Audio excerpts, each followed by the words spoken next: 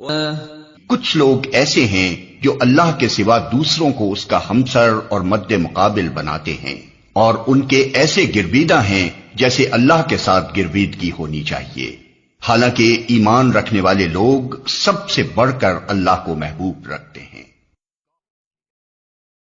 تو ذرا امریکہ کی طرف نظر ڈال کے دیکھ لو، جب بغداد پر کروز میزائلیں داغتا ہے نا، کروز میزائلیں، تو آج بغدادی بابا جو ہیں عبد القادر جیلانی بغدادی، ان کی قبر کی حفاظت کے لیے آج ہندوستانی مسلمانوں کو جلوس نکالنا پڑتے ہیں۔ بابا کی قبر کی توہین ہو رہی ہے، مقدس مقام پر بمباری ہو رہی ہے، کم سے کم ان قبروں پر بم نہ گراؤ، یہ ہمارے بڑے بابا کی قبر وہاں موجود ہے۔ اندازہ لگاؤ، جو بابا پوری دنیا بدل سکتے ہیں، تمہاری دعائیں اللہ تک لے کے جا سکتے ہیں، وہ امریکہ کی کروز میزائل ہاتھ میں لے کے امریکہ نہیں پھینک سکتے، لے واپس۔ غور کر کے دیکھو، کمزوری نظر آئے گی، کمزوری کرو۔ پچھلے دنوں پاکستان کے اندر سیلاب آیا یا نہیں آیا؟ آیا، سندھ میں سیلاب آیا۔ بابا لال شہباز قلندر نے اس سیلاب کو کیوں نہ روکا؟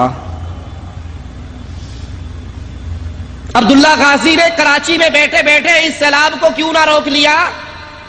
جنوبی پنجاب غرق ہوا، بابا فرید کا دربار چاچڑا غرق ہوا، پنجاب کے بابے، سندھ کے بابے، بلوچستان کے بابے، کراچی کے بابے، ڈیرہ غازی خان کے بابے کہاں گئے؟ یہ اللہ کی طرف سے مصیبت آئی، عذاب آیا، پریشانی آئی، ان بابوں نے کیوں نہ روک لی؟ بلکہ کتنے ہی وہ بزرگ ہیں جن کے اپنے دربار بھی اس سیلاب کی نظر ہو گئے، غرق ہو گئے۔ مکہ مشہور کس لیے ہے؟ کس لیے مشہور ہے؟ خانہ کعبہ ہے نا، کس کا گھر ہے؟ اللہ کا۔ خانہ کعبہ میں کتنے سیلاب آئے ذرا دیکھ لیجیے۔ یہ ہے انہی کے خاندان سے گھر سے چھپی ہوئی کتاب تاریخ مکہ مکرمہ، لکھنے والے محمد عبد المعبود۔ اس کتاب میں انہوں نے ایک صفحہ ہے، اب آگے آتا ہے، صفحہ نمبر 373، ایک ہیڈنگ لگائی، مکہ شریف میں سیلابوں کا تفصیلی تذکرہ۔ یہاں سے مضمون شروع ہوا، کئی صفحوں تک گیا، کتنے سیلاب آئے اب تک مدینے میں، مکہ میں 86 سیلاب، ایک دو نہیں، 86۔ خانہ کعبہ کئی بار ٹوٹا بارش میں، کئی بار خانہ کعبہ کو نقصان ہوا، پانی حرموں میں بھر گیا۔ اللہ نے مکے کو سیلاب کو کیوں نہیں روک لیا؟ کئی بار خانہ کعبہ کو نقصان ہوا، پانی حرموں میں بھر گیا، اللہ نے مکے کو سیلاب کو کیوں نہیں روک لیا؟ کئی بار خانہ کعبہ کو نقصان ہوا، پانی حرموں میں بھر گیا، اللہ نے مکے کو سیلاب کو کیوں نہیں روک لیا؟ لاؤ اس کا جواب، ہاتھو برہانکم ان کنتم صادقین۔ چلیے میں بھی جواب دے رہا ہوں نا، ان کو ایسا جواب تھوڑی دیا جائے گا۔ اگر آپ بولیں گے بمبئی بچا ہے تو بولیں گے وہاں کے بابا تو چلے گئے، وہاں کے بابا پاورفل نہیں ہے کیا؟ ان کو جواب دینا منہ توڑ آتا ہے۔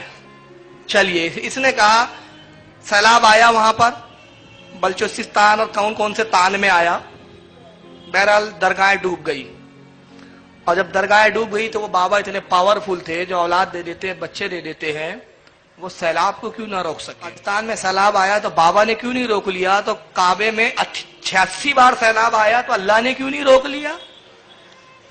کہ اللہ بھی مجبور تھا، اللہ بھی کمزور تھا، اس کو بھی سیلاب نہیں روکنا آتا تھا؟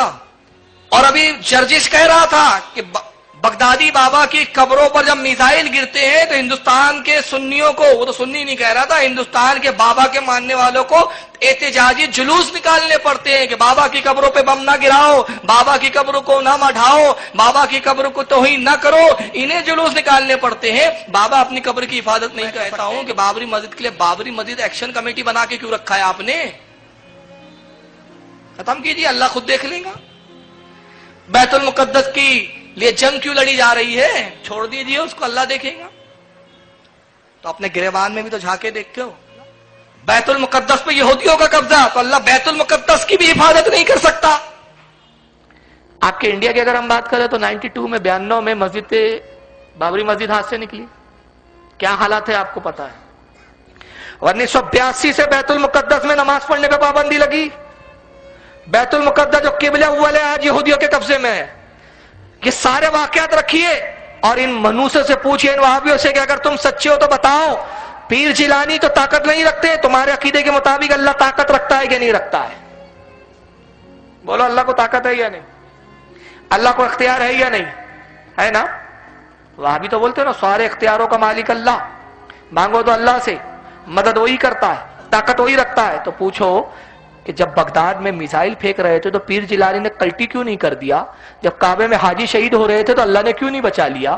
جب حجر اسود اکھاڑا جا رہا تھا تو اللہ نے اپنے حجر اسود کی حفاظت کیوں نہیں کی؟ جب کعبے کا غلاف جل رہا تھا تو اللہ نے اپنے غلاف کعبے کے غلاف کو کیوں نہیں بچایا؟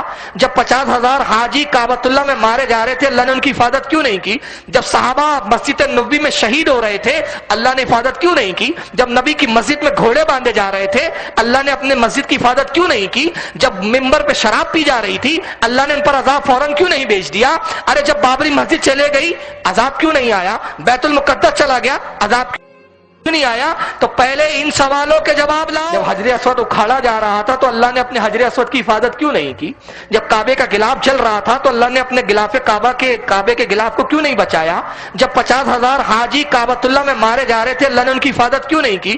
جب صحابہ مسجد نبوی میں شہید ہو رہے تھے اللہ نے حفاظت کیوں نہیں کی؟ جب نبی کی مسجد میں گھوڑے باندھے جا رہے تھے اللہ نے اپنے مسجد کی حفاظت کیوں نہیں کی؟ جب ممبر پہ شراب پی جا رہی تھی اللہ نے ان پر عذاب فوراً کیوں نہیں بھیج دیا؟ ارے جب بابری مسجد چلے گئی عذاب کیوں نہیں آیا؟ بیت المقدس چلا گیا عذاب کیوں نہیں آیا؟ تو پہلے ان سوالوں کے جواب لاؤ۔ تو کیا یہ بھی کہیں گے کہ اللہ بھی مجبور، اللہ بھی بے بس؟ فوراً وہاں بھی بولے نہیں نہیں اللہ کی حکمت تھی۔ اچھا تو منوس یہاں بھی تو غوث پاک کی حکمت ہے۔ اے ایمان لانے والو، یہ لوگ اللہ کے سوا جن کو پکارتے ہیں انہیں گالیاں نہ دو، کہیں ایسا نہ ہو کہ یہ شرک سے آگے بڑھ کر جہالت کی بنا پر اللہ کو گالیاں دینے لگیں۔ عداوت مجھے سے کیوں اتنی، میں تو قرآن کا داعی ہوں، رسول اللہ کا وارث، صحابہ کا سپاہی ہوں، مجھے ہے کفر سے نفرت، میں تو حق کا فدائی ہوں، زمانے کے ہر ایک ظالم ہر جابر سے لڑتا ہوں، مجھے جو